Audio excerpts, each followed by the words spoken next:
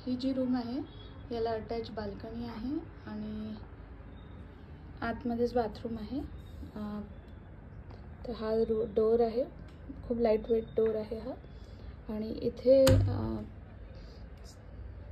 गिझरचं बाहेर दिलेलं आहे, नॉर्मली आतमध्ये द्यायला पाहिजे बटन।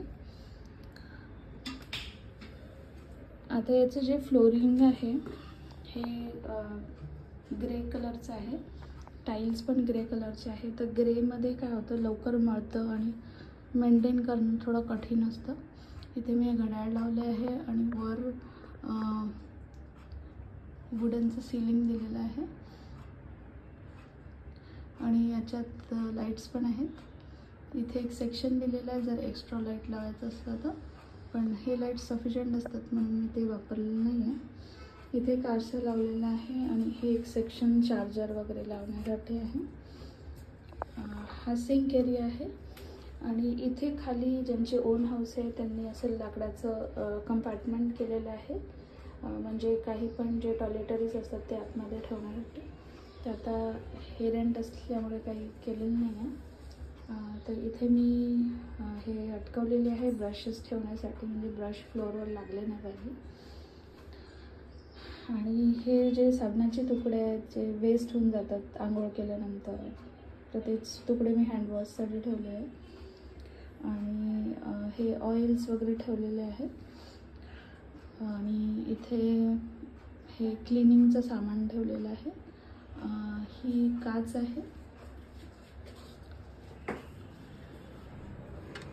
तर ही जी काच असते जर नेहमी आपण या काचला जर व्यवस्थितपणे क्लीन ठेवलं तर काय होतं की उजेड छान होतं रूममध्ये। आणि हे इथे गिझर लावलेलं आहे 20 लिटर्सचं।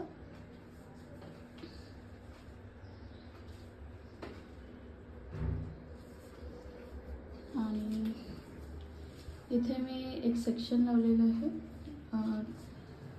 लटकवण्यासाठी, कारण इथे जास्त खिळे वगैरे ठोकता येत नाही, तर कपडे लटकवण्यासाठी हे असे हँगर्स येतात ते लावलेलं आहे। आणि हे जे 2 सेक्शन्स इथे दिसत आहे हे सेक्शन्स मी ऑनलाईनच घेतले होते। असे मी टोटल 4 घेतले होते, कारण 3 बाथरूम असल्यामुळे। तर इथे आपण शॅम्पू आणि मग साबणं आणि ज्या पण बॉटल्स वगैरे आहेत त्या ठेवू शकतो, ऑइलच्या वगैरे। ब्रश वगैरे मी याच्यात ठेवलेलं आहे वरच्या सेक्शनमध्ये। तर याच्यामुळे काय होतं की इझी टू टेक असतं। इथे एक स्टूल ठेवलेला आहे